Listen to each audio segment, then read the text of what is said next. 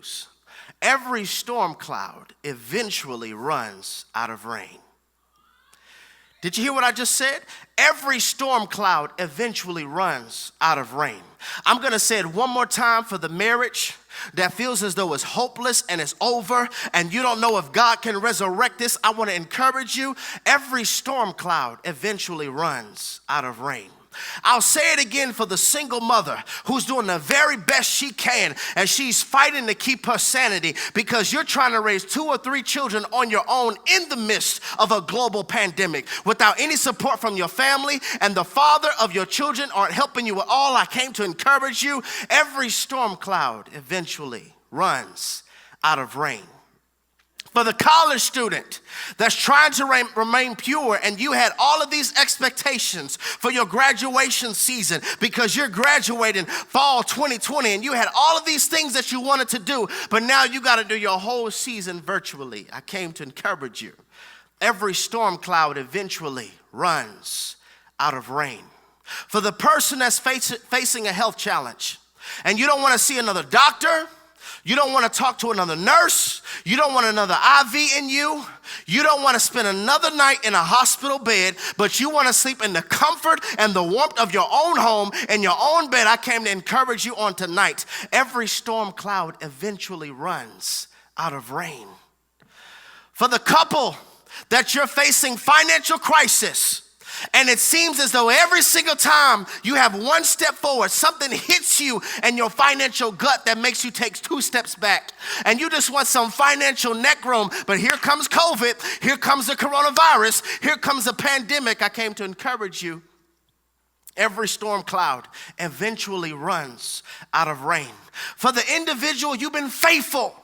You've been seeking God's face, but it seems as though the desires of your heart are going unheard, delayed, postponed, or God is just not responding to you. And you're confused because suffering is confusing to the individual who keeps their eye on heaven. You're serving, you're giving, you're fasting, you're devoted, you're seeking God's face, but it seems as though your prayers keep getting sent in the inbox of everybody else around you because he got the promotion and she got engaged and they're pregnant with their second child and they got the raise and they got approved for the house. And some of these people don't even love you, Lord. Some of these people don't even seek your face. But when I look at their life, it seems as though their life is filled with sunshine. They have blue skies nonstop. But my life is filled with thunderstorm after thunderstorm, lightning flash after lightning flash. And God, I wonder, where is the fairness in all of this? And if this is your perspective, I want you to change your perspective, because if your life was filled with sunshine, you would be a desert, a dry, unproductive place. I came here on tonight to encourage you. Every storm cloud eventually runs out of rain. And once the storm passes, once the clouds roll away, once the turbulence ceases, and you finally land on the runway of your answered prayer, when you finally land on the runway of next level, when you finally land on the runway of abundance, when you finally pull up in the terminal of God's will for your life, you will unearth and discover that you had to go through that so that you can get to this. Let me switch this to third person narration, if you will. If I never go through this, I'll never get to that. And if I want to get to that, this means I have to go through this. Because if I don't go through this, I'll never be able to get to that. And while I'm here, God is trying to deal with some wounds that happened there, because I can't take what happened there over into there. So God has to deal with me while I'm right here, because a lot of us, we think we're healed when our cut is now a scab.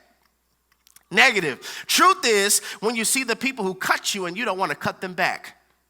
All right, y'all don't want to talk to me. Truth is, you don't feel that tightness in your chest when you see those Facebook memories of 5-6 years ago, and you see certain individuals that you don't mess with anymore. You see certain relationships that y'all aren't cool anymore, and you feel nothing anymore of animosity or pain. That's when you're healed. Can I get somebody to drop the comment in the room? I needed that. I needed that. I needed that. Listen, God never told us He never told us that you won't go through a storm. God never told us that you won't go through trials and difficult places. We have to speak about this because there's so many people who are questioning the faith, want to reevaluate their commitment and step out of the faith because they're going through a difficult season. God never told you that you wouldn't be thrown in a lion's den. Yes, we hear so much preaching about he's the God that will bring you out. What about he's also the God that will let you go in? He never promised that you won't be thrown in a lion's den. It's just that God knows how to shut the mouth of the lion. So all they could do is look, they could stare, they could growl, but baby, they can't bite. They can't bite. That's all some people could do. They could growl with their gossip. They could growl with their critiques. They could growl with the things they could say, but they can't bite. In fact, some people probably wish they could take a bite out of you because that's the only taste of success they'll ever have is if they take a bite out of you. Preach, Holy Spirit. God never told us that we won't be going through a hot places. God never told us that we won't go through a fiery furnace. It's just that God knows that you in the fire, you're going to come out on fire.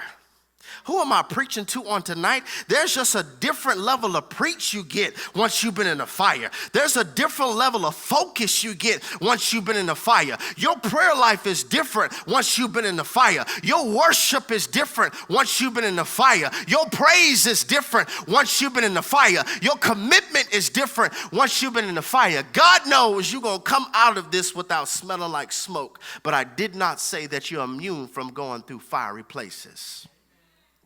He never said that we wouldn't go through trials and he never said that we wouldn't go through trials and storms. He knows how to have the waves hit and how to have the winds roar and let the rains pour. Yes, we might get hit. Yes, we might get wet, but baby, we ain't gonna sink. We're not gonna sink. Why? Because I'm with you in the midst of the pandemic. I'm with you in the midst of the process. And I always wondered, two things I always wondered. Why in the world would Jesus tell the disciples, let us go to the other side? And as they're going to the other side, they encounter a storm of hurricane proportions. And the first thing that was confusing to me that we unpacked before is, Jesus, how could you sleep through all this? I love to sleep through rain. I don't know if anybody else, this is your story. I love to sleep through rain. I have an iPad that plays rain music for me when I sleep. I love to sleep through thunderstorms. But Jesus, you're sleeping through like a hurricane in the middle.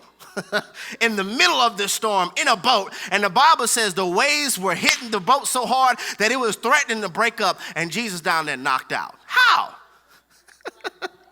How? Until I recognize what he's showing us, that he's showing us this is what peace that surpasses your understanding looks like.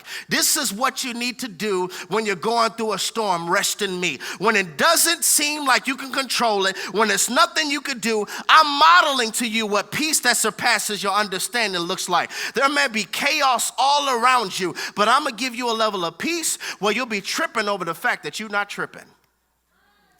The second thing, I finally understood as studying for this particular message, why did Jesus tell them, ye of little faith?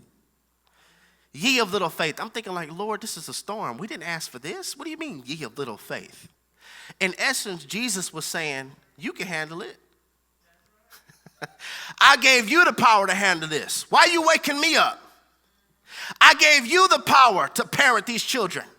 I gave you the power to manage your budget. I gave you the power to get in shape. Why are you coming to me? I gave you the power to tread on serpents and scorpions and over all the works of the enemy, and nothing shall by any means harm you. I have given you that power. And he's saying, ye of little faith, because you don't recognize the power that you have. I'm going to give you another scenario. You remember when the children of Israel were coming out of Egypt? And as they're walking forward, I believe they start smelling salt, like, okay, what's going on? And they see this Red Sea before them, and then they hear these horses coming behind them, and then now Pharaoh's army is coming before them, and now they're scared. I want you guys to see this. Exodus chapter 14, look at this. Exodus chapter 14, verse 10, it says, and when Pharaoh drew near, the children of Israel lifted their eyes, and behold, the Egyptians marched after them. So they were very afraid, and the children of Israel cried out to the Lord. Then they said to Moses, because there were no graves in Egypt, because there were no graves in Egypt, have you taken us away to die in the wilderness? Why have you so dealt with us to bring us up out of Egypt? Is this not the word that we told you in Egypt, bro? Saying, let us alone that we may serve the Egyptians, for it would have been better for us to serve the Egyptians than we should die in the wilderness. What in the whole world is going on? Y'all were in bondage. Y'all were being asked to make bricks without straw. You are praying to God for a deliverer, but now when you see a Red Sea, and now when you see an army behind you, you start having amnesia. We didn't ask for this. We didn't ask for this. It's likened unto that woman who's saying, God, listen, I love you, I honor you, and I adore you. But if this man is not your will for my life, please expose, reveal, and remove. Let me know. Then you find out they're cheating. You find out that they live in some type of way, and then you're acting so hurt, like, God, why did this have to happen? You asked for God to show you. You said, God, listen, they offer me this position, and I just want to be in your will. If this isn't your will, God, don't let me get the position. You don't get the position, now you mad. You asked God for this. You said, God, I want a man that's after your heart. This man is not after God's heart. God answers your prayers, and you mad at him. Isn't it crazy that all it takes is for discomfort and for us to be in an unpredictable situation, for us to go back to the very chains that we asked God to deliver us from? For some of us, all it takes is for bondage to apologize, for us to go right back into the very thing that was making your hair fall out, go back to the very thing that was causing for you to have wrinkles under your eyes, go right back to the very thing that was causing for you to experience trauma. We go right back when we're going through. And look at Moses' response. Moses, verse 13, and Moses said to the people, do not be afraid. Stand still and see the salvation of the Lord, which he will accomplish for you today. For the Egyptians whom you see today, you shall see again no more forever. The Lord will fight for you, and you shall hold your peace. So let me put this how I think this really happened. Okay, so Moses sees Pharaoh and his army. He sees the Red Sea before him, and he hears everybody crying like, man, why you bring us out here? Bro, you stood us up. You foul, Moses. You foul, Moses. See, I told y'all he was suspect. And Moses is like, hey, y'all, listen. God's going to deliver us. He's going to come through clutch, and we're going to be safe. Watch the salvation of the Lord. God, what we going to do? What we going to do? We got all these people. You told me to go to Pharaoh and say, let my people go. You didn't say nothing about no Red Sea. You didn't say nothing about Moses. You didn't say nothing about Pharaoh and them coming behind me. What we supposed to do? See, some of y'all don't recognize that leaders, we really go through that. We really up here preaching. God is faithful in the midst of a pandemic, in the midst of COVID. He's faithful. He's a faithful God. He's an honest God. Serve him and worship him. God, this is messed up. What we going to do?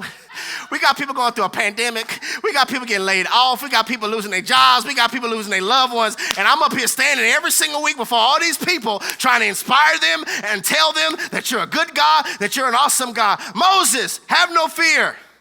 The Lord will fight for you today. God, what are you going to do? I need you to do something, bruh. And the reason I feel as though this conversation went like this is because if you read verse 15, look at what God says to Moses. And the Lord said to Moses, why do you cry to me? What? I'm thinking like, he's like, okay, God, he's going to save us. We just got to have faith. God, what we going to do? Why are you crying to me? Why are you crying to me? Tell the children of Israel to go forward, but lift up your rod and stretch out your hand over the sea and divide it. What if I were to tell you that the answer's in your hand? It's in your possession, that God has given us everything we need right now to have peace of mind. It's at your disposal. And a lot of us are looking for miracles where God says you just need some mechanics. Why are you waking me up? Oh, ye of little faith. I gave you the power to overcome this. I gave you the power to raise these children. I gave you the power to be a husband. I gave you the power to be a wife. I gave you the power to be a pastor. I gave you the power to be a worshiper. I gave you the power to be a praiser. I gave you the power to be an evangelist. I gave you a power to be an intercessor. I gave you the power, and you're coming to me. Look at what's in your hand. Look at what's in your hand. God is trying to tell us, listen, the things that you need is in your possession. Can I get somebody to drop the comment one more time? I needed that. I needed that. I firmly feel as though my assignment on tonight is to the best of my capability to provide clarity. To provide clarity and to switch the perspective of anybody who's ever vocalized one of these statements lately. Why is this happening? Why did this happen to me? I can't wait until. Will we ever get there? I feel as though if you ever vocalize one of those statements, why is this happening? Why am I here? I can't wait until. Will we ever get there? Here, there, now, next. Here, there, now, next. Next, there, now, here. It seems as though these words are intertwined with one another. Here, there, now, next. Here, there, now, next. A lot of us want to get there, but we won't stop complaining while we're here. A lot of us want God to take us there, but we're still overly sensitive here. We still have a lot of rage here. And if you try to take that sensitivity there, if you try to take that pride there, if you try to take that bitterness there, if you try to take that lust there, if you try to take that sensitivity there, yes, your gift may check you in, but your character will check you out. God is trying to deal with us right here because unmanaged emotions causes delays. Unmanaged emotions causes delays. And God is like, I'm trying to deal with you here.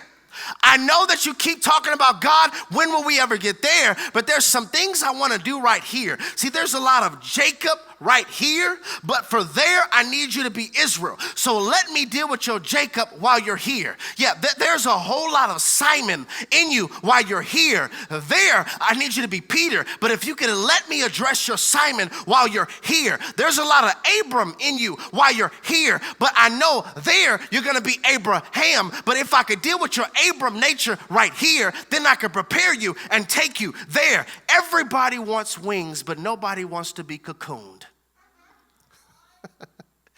Everybody wants promotion, but nobody wants to be processed. Can you corroborate your claim biblically? Yes, I can. I'm glad you asked.